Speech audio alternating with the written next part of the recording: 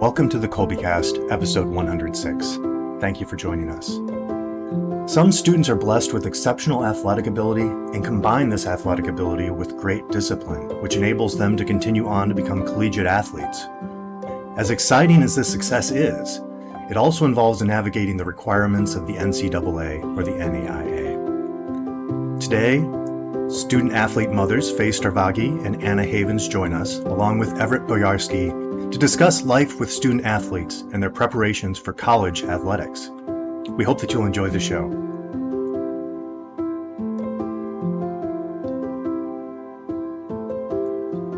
Hi there, I'm Bonnie, liturgical musician, popcorn and podcast fanatic, and Kolbe homeschooling mom to 4 lads and lasses of middle and high school age.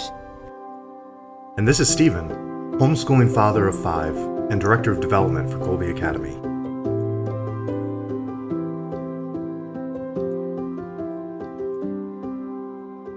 It goes without saying, though I will anyway, that families who do school at home don't spend the whole day doing it most of the time. There are usually several hours left in the day to live any number of ways.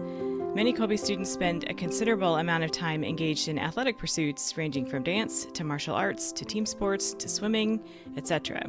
A long list. The flexibility of school at home allows for time to devote to these interests in the context of family life. Our guests today are no strangers to the long hours their children spend training in gyms and swimming pools and lots of other places, and they have found homeschooling to be a way to meet the academic needs of their athletes.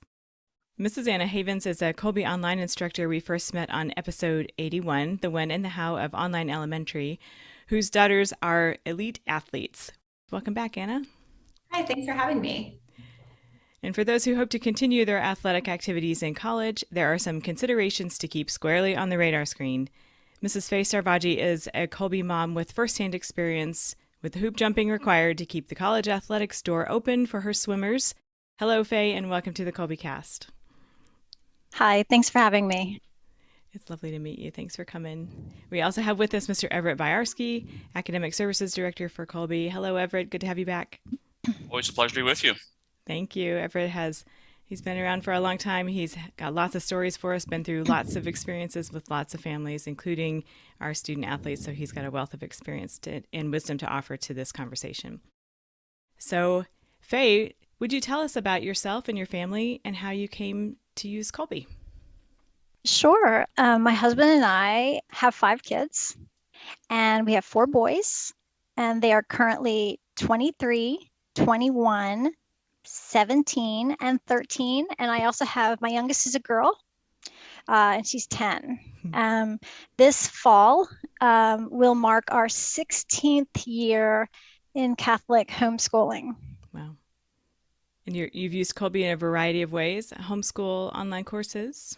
Yeah, well, we started off probably like most people and just sending our kids to like nursery school, and then I had them in a local independent Catholic school, but I never imagined in a million years that I would ever be a homeschooling mom. Never.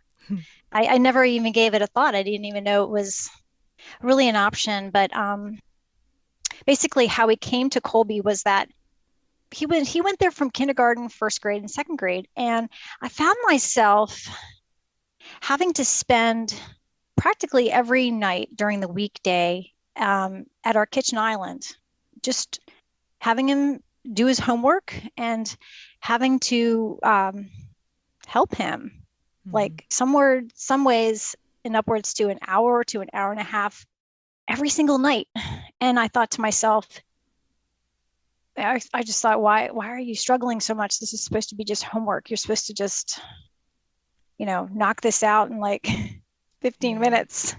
And I was spending all this time with Nicholas and just getting kind of frustrated, wondering like, wow, if I feel like I'm teaching you the concepts really that you should have learned in school. And it was frustrating to me too, because at the time, this was back in like 2006, 2007, we were spending like $5,000. And I thought, here I am spending all this time homeschooling or teaching my kid. At that time, I didn't even really know about homeschooling at all. So then it was interesting during January of that year, I remember this, my husband said, hey, I got a unique opportunity to go out to Colorado for a business trip. And he's like, why don't we make it an extended weekend and bring the kids out with me. So I said, okay. So prior to that, I asked the kids, teachers at school. Nicholas was in the second grade. My second son, Carl, he was just in kindergarten. And so I reached out to the teachers. I said, we're going to take off a couple of days, but I still want to keep the schooling going. So can you give me everything that they're going to be learning in those like 3 days that we would be taking off in school? And they said fine. So we did that. We went to Colorado and had a great time, put the kids in ski school and had a great time, got all of our schoolwork done, came back. And, during this time, the kids were still not so much Carl, but Nicholas was still having some struggles. And so basically what happened was in February of that year, as do a lot of Catholic schools, they have the Catholic School Week. But for us, every time that time of the year came around, it was a time to recommit to the next year in school. And they wanted the families to sign up for next year. We had pretty much like a deadline. Mm-hmm. And during this time, I had been, on occasion going to like daily mass, just once, maybe twice a week, if, I had the chance. And I saw some families at our parish, and it really surprised me. I saw these large families. All their kids seemed to be like quiet and obedient and like reverent, which was a shocker to me because it was not like that at our house. And so I stopped and asked. I talked to one of the moms afterwards, and I said, I don't want to be nosy, but why aren't your kids in school? And they said, oh, we homeschool. And I said, what is that? Yeah. And then so I started talking, and I started explaining to them, why I'm having so many problems. And she said, well, why don't you consider homeschooling? And I said, I don't think I can do that. She said, come to one of our monthly meetings. And so I did. And then I started going to the library and getting books, and I brought home stacks of books. And so at night I'd read them, and my husband saw all these books laying around, and he was like, Faye, what are you thinking about? And I said,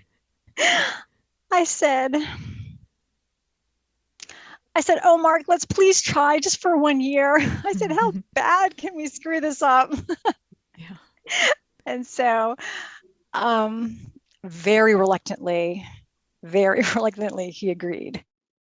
And so we tried it, and we haven't been back. Never, ever. I mean, imagine, it was not in the plans at all to homeschool in high school. We visited our local public high schools, local Catholic schools. We even went down to the next county to check out this public school that had a very reputable program called, well, you probably are familiar with them. It's called International Baccalaureate Program. I don't know if you guys are familiar. So it was supposedly very rigorous and all that. And we took him down there, and I fully expected Nicholas to just choose one of them because I had no intention. I mean, it was not even like, no way. Then he comes to me and he says, Mom, I want you to homeschool me in high school. And I said, I can't do that. I can't do that. Understand? I've got all these other kids. And I said, there's no way. So I went online. This was literally like July or early August in 2013. And then I stumbled across Kolbe and checked them out. And I enrolled Nicholas, gosh, it must have been like just a couple of weeks before the classes began. And I enrolled him in just one class. And it was honors Greek literature with Miss Finnegan. And when I saw the books, we ordered all the books, and I saw all these stacks of books that were coming in the mail, I started reading the Iliad, thinking, oh my gosh, Nicholas is like never going to be able to handle this. And so I read the introduction, which was like 50 pages long. And I was thinking, how in the world is he going to understand this? I can't even keep these like gods and goddesses straight. And I was struggling through the whole thing. I had all these like diagrams, and I said, I'm gonna be here if Nicholas needs help. I'm gonna try to understand this. So I'm like struggling every night trying to read this stuff. And then Nicholas comes to me and he goes, "Relax, Mom. I'm already at 150 pages." And I said, "I can't even get past the introduction." And he said, "It's okay. I understand it." And I was like, "Oh, thank God." So that's how we came to it. Your reticence, your hesitation, we hear that a lot. I'm wondering, Everett, how many times you've heard similar stories, same thing, the hesitancy the parents have, and then the timing also, because I also was a late summer decision maker. And so, Everett, you can almost predict it probably, can't you? Absolutely. It's fun hearing the story. It was especially Faye mentioning that there in 2013, that's the first year we started those online classes. And it's funny how often the story begins with that first year of online classes. There's a family we had graduation just a couple of weeks ago. And at graduation, one of the mothers came up and said hello and said, I don't know if you remember this, but there in 2013, I was at the national conference there in Virginia. And I was trying to figure out what I was going to do and how this was going to work. And you told me that you were starting online classes in the fall. And obviously that was 9 years ago. And since then, all of our kids have gone through the program, and the last one graduated this year. So it's definitely, that story of that Faye was telling, I think it's certainly an example of providence, of giving people the support that they need. Every time we hear one of these stories about how hesitant someone was, it's a very, we tend to think we're the only ones who feel that way, I think, but it's really instructive about how common a feeling it is, this hesitation, and we move forward anyway, and I think that's inspiring. Anna, you mentioned on when we first met you on episode 81, how you came to homeschooling because of your gymnast daughter. Would you remind us of that story, though, and catch us up on how you're doing? Sure. So very much the same way as Faye, our girls were all in a brick and mortar Catholic school. I taught at the school as well, and that's the school I went to, my mother went to, my grandfather went to. So that was just the way life was, right? Yeah. And she was training like 24 hours a week and was in 4th grade, and we never saw her. We went from school to snack and homework to the gym. She got home at 9 o'clock, showered, bed, repeat the next day. And it was really stressful for our family. We never saw her. She was kind of worn down. She was bored at school and all the things. And I quit my job in the middle of the year and pulled her out, and we're like, we're gonna try this out and see how it works. And same thing, very hesitant, except my husband had been saying this for years. He's like, let's just homeschool. And I was like, I could never teach my own kids. I'd kill them all.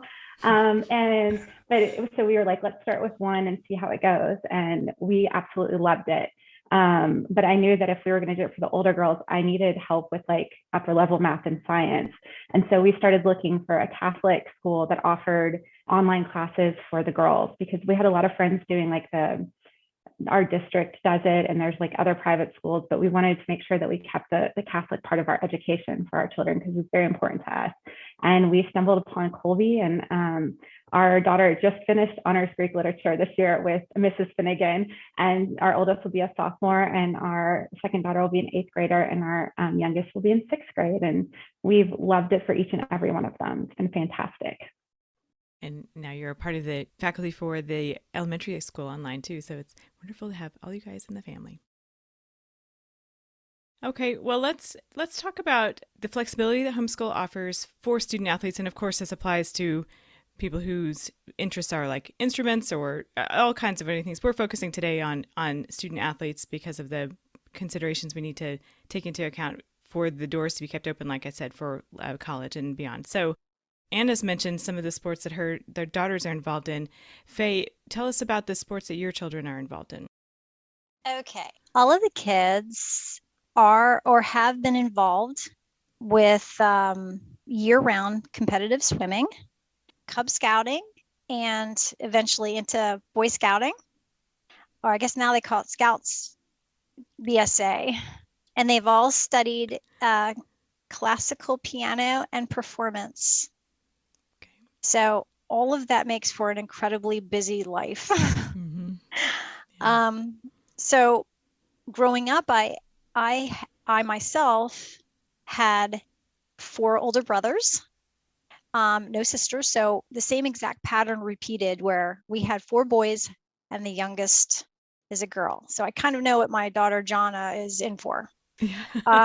And my family growing up had my older brothers in Cub Scouts and Boy Scouts and swimming also, not competitive year round, but like just summer swim league. So I saw the need for physical exercise, especially with boys, lots of boys. And I knew that swimming was a great fun outlet, and also scouting.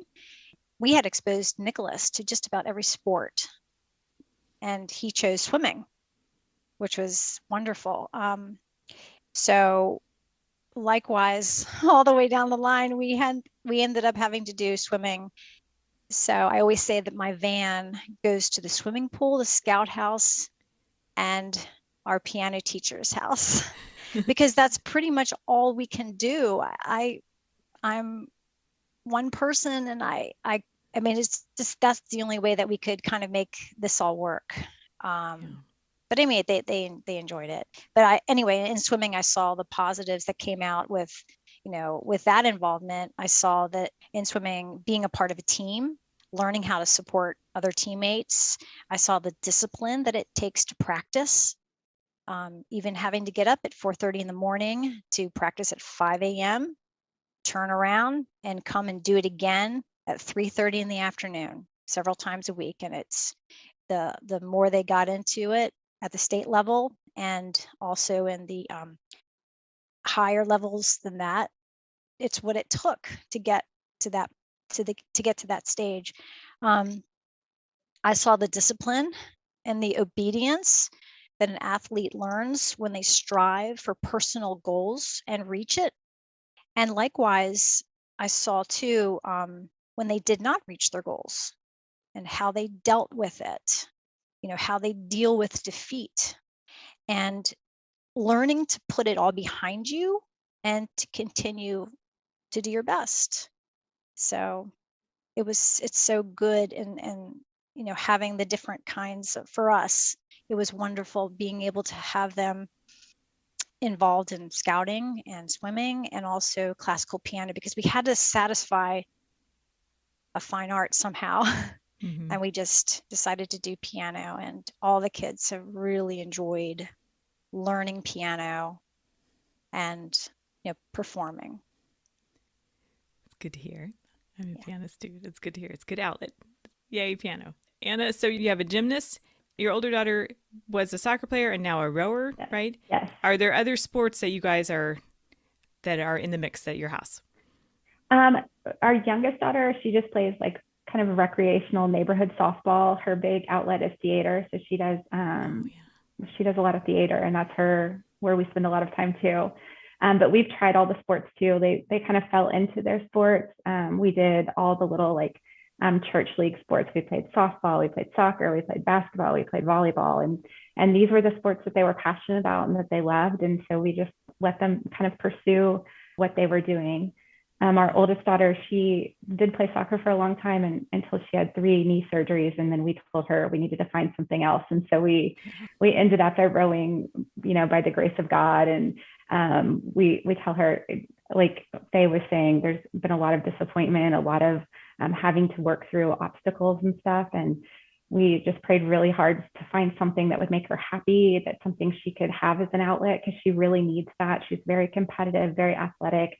And her doctor didn't give her a lot of options, and she found it and was passionate about it. And it's been an answer to our prayers and something we would have never kind of, come up with, but just fell into our lap. So we're very blessed to have that for her, and gymnastics for our other daughter, and then theater for Jenny and softball. And we do art and all that good kind of stuff too, to fulfill our fine arts. Our girls are not so musically inclined, the older two, so they do art classes at the museum and they love it. Oh, that's a fun mix. Yeah. Yeah. With all that you have going on, homeschooling sure seems to be, in my experience, a good way to accomplish what we need to and keep the academics a priority by also leaving space to do these different activities and pursue them at the depth and of the interests that your children have. How do you all make that work in your families? We're big on a calendars in our house. Everything is done by calendar, and our priority is always school. And our girls do online classes. Ellie just did 2 this last year, our gymnast, but she'll be doing 5 next year. And it's always just kind of like, here's what your gym schedule looks like. And then we chunk time. Okay, here's your online class at this time. This is how much time it typically takes you to do like your math homework or your science homework. And so build that into the schedule, and then and kind of fit the other classes in the same way. Like, we know it takes you this long to do this and this long to do this. And we love that we have like, there's no online classes on Friday. And then we can also have the weekends to work through things if we need to. And when competitive season is from January through April. And so we know that those 2 weeks are really important for us to kind of get ahead of things, so that when, you know, we're out for a lot of meets and stuff, that she's not getting slammed on homeschool stuff. So we can kind of work it to making her schedule optimal for her, but still making sure that she's covering stuff. But it doesn't have to be within like the confines of like what a brick and mortar school says, like it's due tomorrow, you're doing this today. And so we've just worked it so that we kind of go a little longer, or take, you know, throughout the year, take a few more days to finish it, or we go really hard during breaks so that we can make sure we're accomplishing what we need to, but letting her not feel overwhelmed, you know, with her activities as well, but still getting her that rigorous education. Identified a lot of ways to make it work. I really enjoy the flexibility of homeschooling. There's no way in the world that we could do all of these activities, all these extracurricular activities, if we didn't have the flexibility of homeschooling. And I love the fact that we have those Fridays off. We can schedule things like doctor's appointments, or go grocery shopping, or just take care of some things. And it's been wonderful because the kids have had to learn, and I've had to have this conversation with them many times, where I say, look, you know, you can screw around with your time because you're in the driver's seat, you know, of your education. And I said, you need to be disciplined to do it. You can do it the easy way, which is to space your work out over the week. Yeah, everybody's got a planner. It took a while to get people to actually use it. And everything's on there. There's swim meets, which a lot of times are sometimes 3 and 4 days. And our swimming schedule is pretty much year round.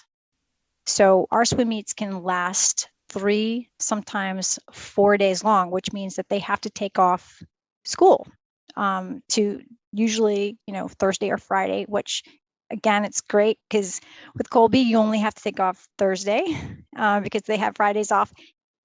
So I really love the flexibility of that. We do things a little bit differently in our family. And this is, again, something that I never anticipated until I was actually faced with it. We have tended to put our kids in a few Kolbe online classes. We're not fully enrolled. And we generally do math at home. My husband generally tends to help with we have a program that we use, and whenever they have problems in math, they go to Dad because he's the math help desk. Yeah. And so when they turn 16 years old, we've generally tended to get them through Algebra 2, trigonometry. We get them through that, and then we take them to our local community college, and they take the placement test. And so far, the first 3 kids they've placed into pre-calculus, and I think Nicholas went through calculus 2. My second one, who is much more engineering minded, he was able to finish from pre-calc all the way through calc 1, calc 2, calc 3, and differential equations. And Andrew, I think, did through calculus 1 because he wants to go to medical school, and he says that's all the math he needs to learn is through calculus. So Peter is just entering into the 8th grade. So we have a couple years before he does that. But we've utilized the local community college to get through a lot of their STEM courses. Okay. And Nicholas was able to accomplish, my eldest was able to do all of his first year biology and first year chemistry. And it was wonderful because they got the chance to just kind of dabble into and figure out what they wanted to do. So homeschooling has afforded us that opportunity to be able to do that. So we love that. And it's been a good thing because Kolbe Academy is rigorous. And I think hands down, it has totally prepared them for college, at least so far. For the first 3, my eldest son he just graduated from college last May with a chemistry and biochemistry double major with a mathematics minor, straight A student. And it just finished his first year. Nicholas just finished his first year at Texas A&M. He is in a PhD chemistry program and was just awarded a national graduate fellowship scholarship that's going to pay for all of his research. So I attribute a lot of that success to Kolbe Academy because it totally prepared him for college. And he did well for himself and the swimming that he had also, doing the competitive swimming and learning how to order his studying during those swim meets, those weekend swim meets, and he was able to manage his time. So I think it all worked out really well. I'd love to add to Bonnie that Sure, everything that Faye just said, I think it's also great that like our kids have learned how to kind of like when they get to college, it won't be the first time that they're like having to dedicate time to certain things or having this freedom where they're like not sitting in a classroom, but they're still expected to be doing work, right? Like my girls all know that like just because I'm not in class doesn't mean I shouldn't be doing something, right? Like there's homework to do or reading to get ahead on. And I think they've learned that so much with this. And then we also travel a lot like for Thursday and Friday meets or regattas. And so our girls are able to like still do their work. Like we've done a lot of classes in the car as they're driving or, homework in the car and submitting it when we get to hotels or something. And so that it's afforded them a lot of flexibility that way, but also it's taught them a lot about themselves and taught like responsibility and time management skills that I think are going to benefit them for the rest of their lives. So it's been excellent in many ways. It's becoming very obvious that some of the success of your children is due to some very wonderful guidance by their parents here for me with teaching them those skills, right? I mean, because you can not give your child the opportunity to fail, succeed, or to develop the skills to just get it done even when it's hard. But in your story so far, that's just coming out over and over again. So it's not surprising to me that you're having success with your children being able to do things on their own. It's really lovely. Certainly set them up for that success. So for athletes hoping or planning to compete in college sports, we have the NCAA to factor in and other organizations probably is right. So before I wade too deeply into water that I can't swim in. So let's get you guys talking about some considerations that we need to be taking into account if we have athletes looking to continue this in college. So Everett, take it away with this. Well, here, why don't I start off just briefly? The first thing to realize is whether it's the NCAA or the NAIA, which is the other main competitive organization, each of them has certain requirements to be eligible as a student athlete to be in college. So that is one of their stated goals is that they want to make sure that every athlete is also functioning as a student. And so there's eligibility both heading into college and then there'll be eligibility while you're in college that you'll need to be taken care of.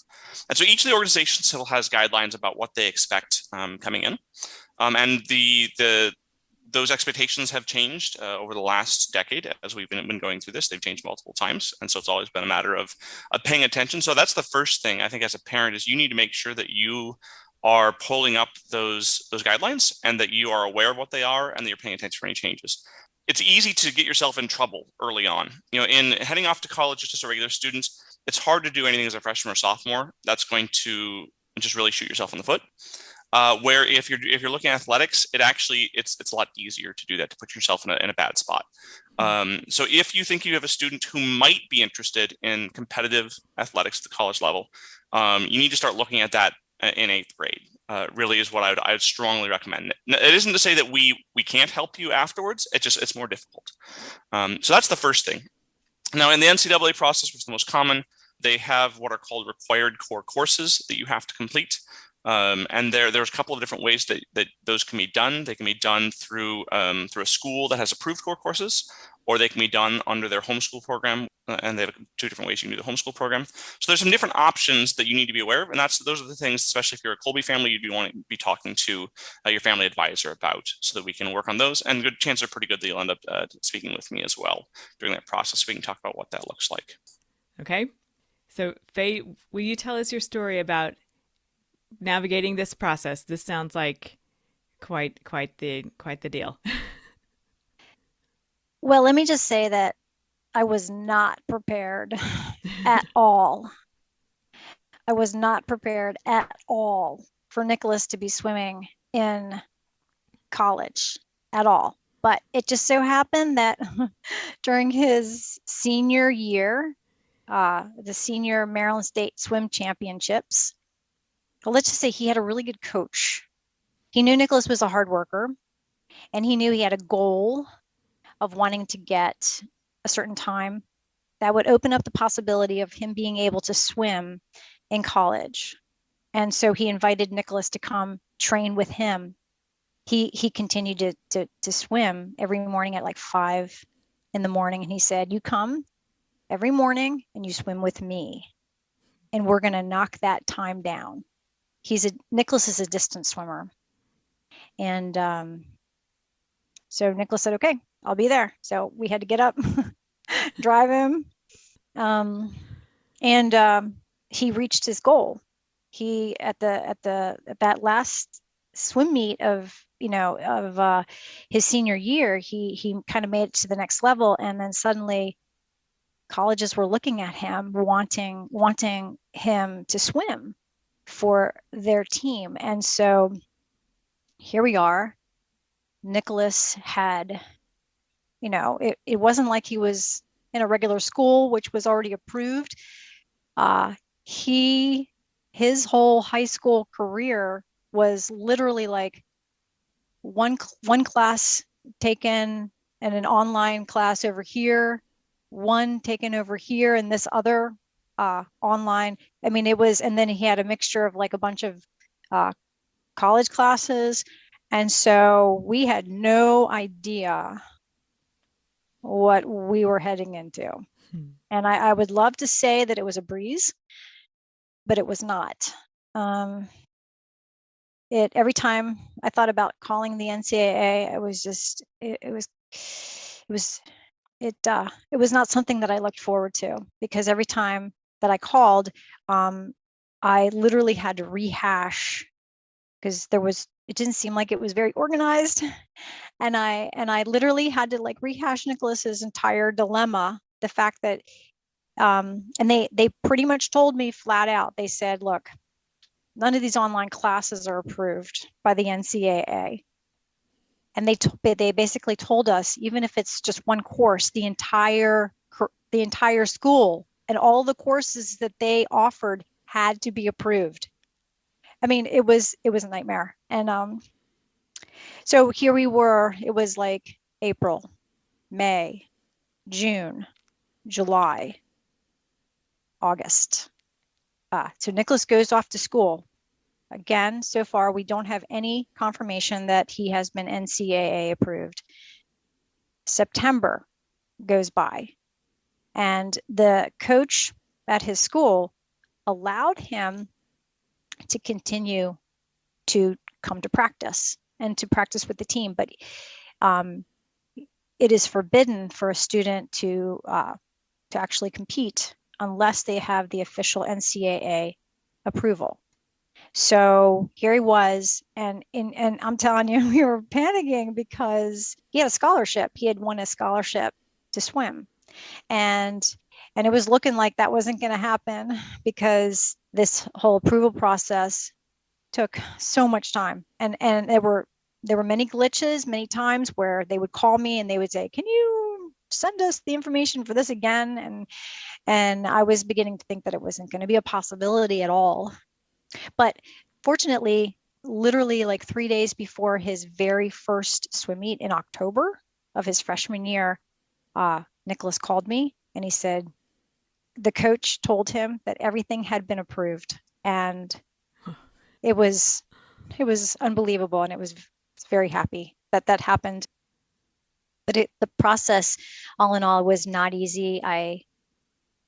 But I think now it's a lot easier than it is. In fact, I reached out to Nicholas and he told me he basically said for D1, Division 1, Division 2 athletes, he said the NCAA, of course, requires the approved courses, just like Mr. Buyarski said, and they have a very good process right now for homeschoolers, whereas they didn't before. So that's all good for everybody, everybody coming through down the line, now.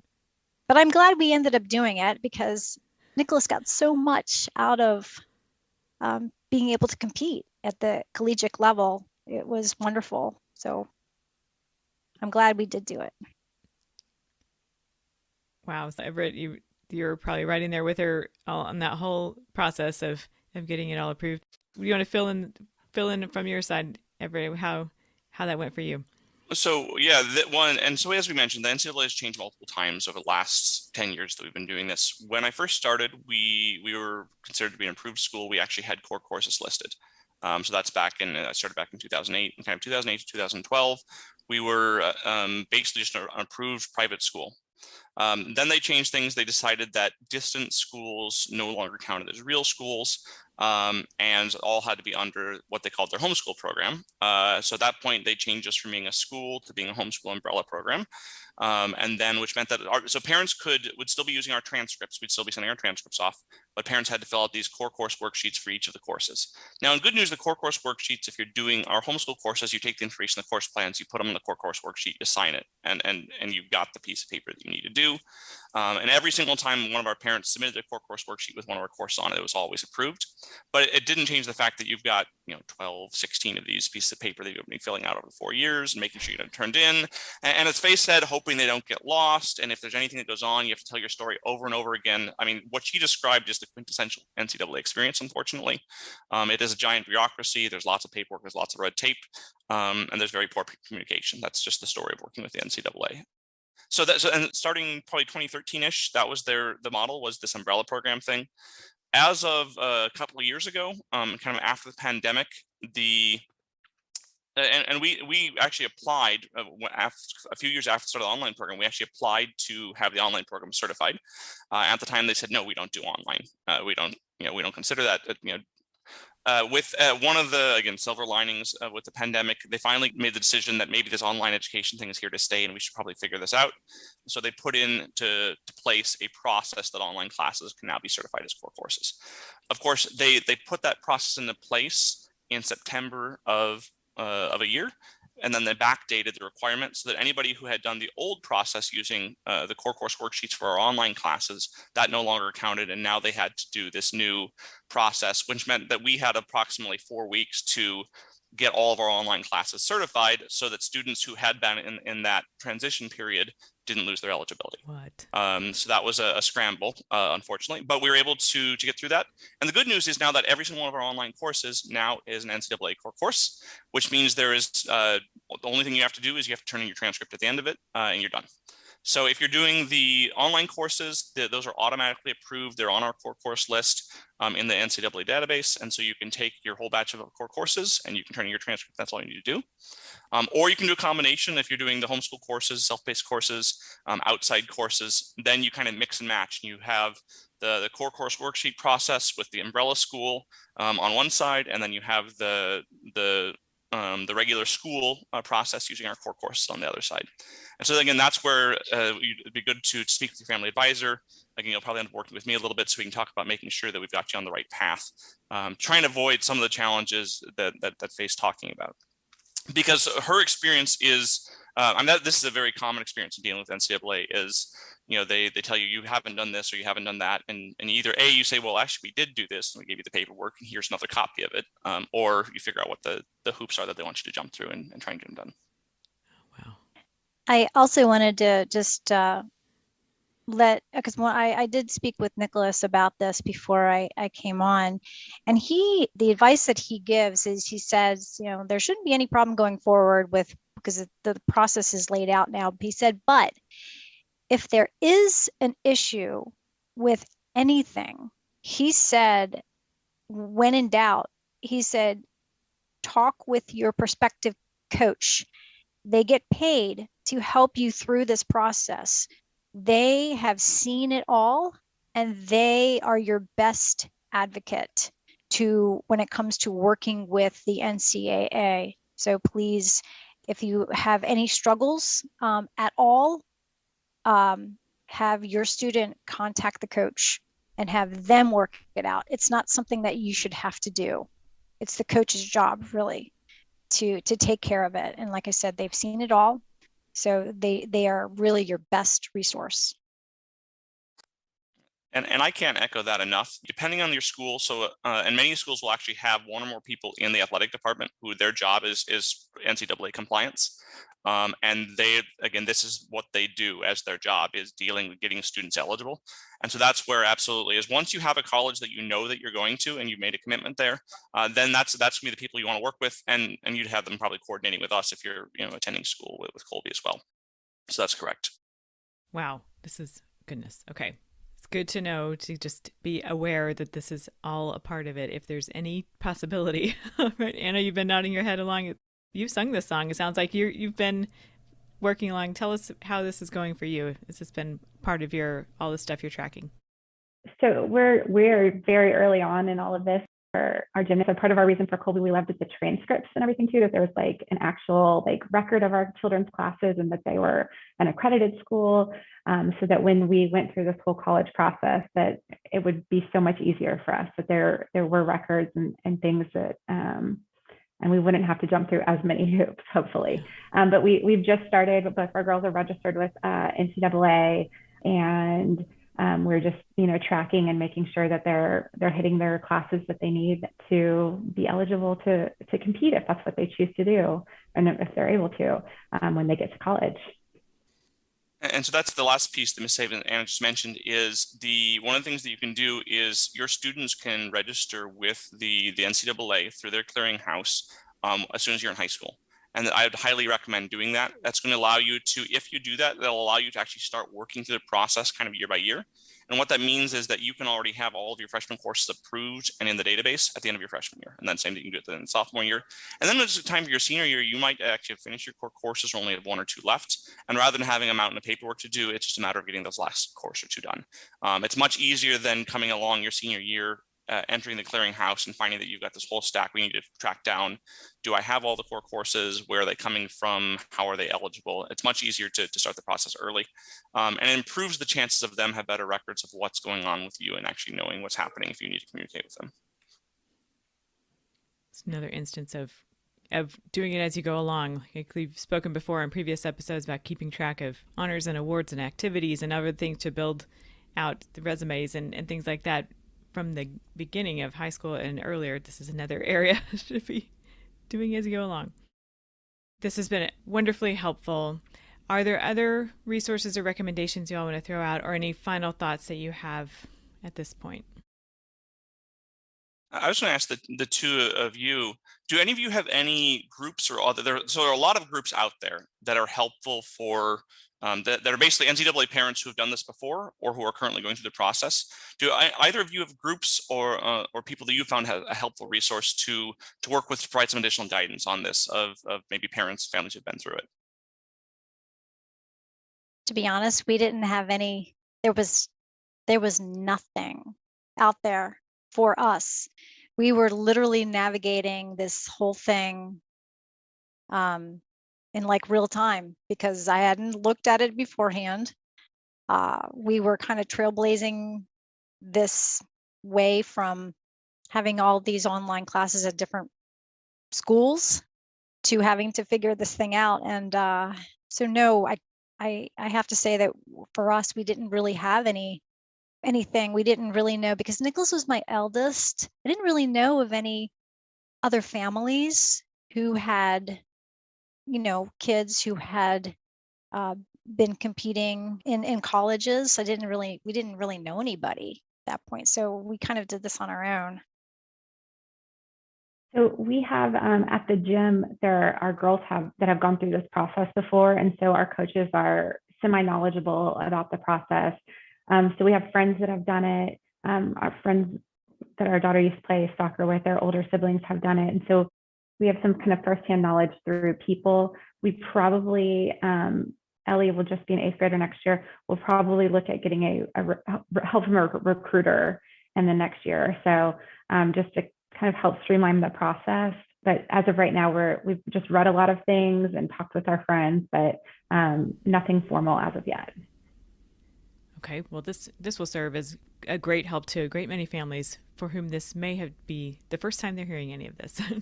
Yeah. So once again, always a good reminder to keep in touch with their Kolbe advisors, how they can help in so many ways, this being among them, this athletic side, which might not have occurred to people that they would need to talk to their advisors about this. They might have been thinking it would be academic stuff, but this is important to include in the conversations as well. All right. Anything else?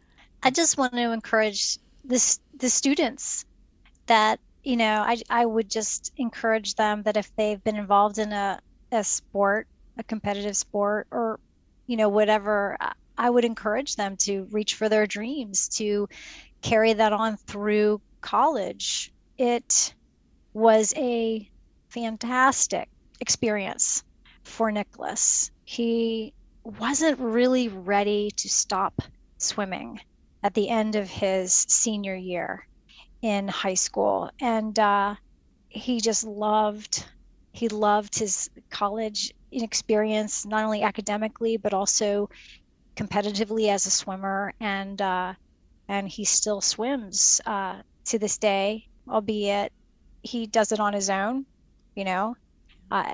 where he is now at Texas A&M. And several times a week, he just goes and he swims. And I think it's really helped him foster that kind of athleticism, and he's going to continue that, and it's a healthy way of life. So I think sports are a wonderful thing, and they just it just keeps you forever young, I guess.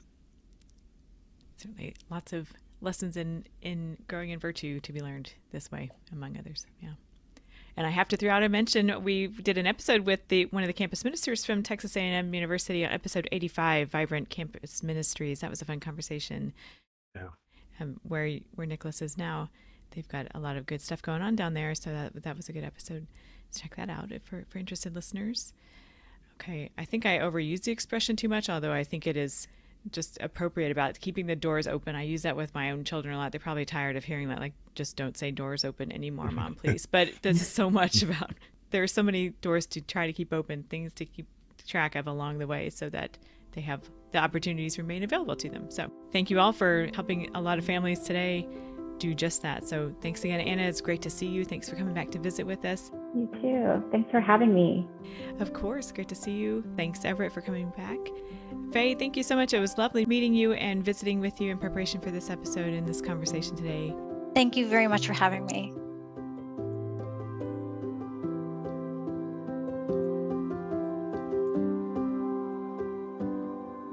Subscribe to the Kolbecast on your favorite podcast app so that you don't miss an episode. And let us know how we're doing by leaving a rating or a review. And as always, feel free to email us at podcast@kolbe.org. Mary, our Mother, pray for us. St. Maximilian Kolbe, pray for us. Ad Maiorem Dei Gloriam.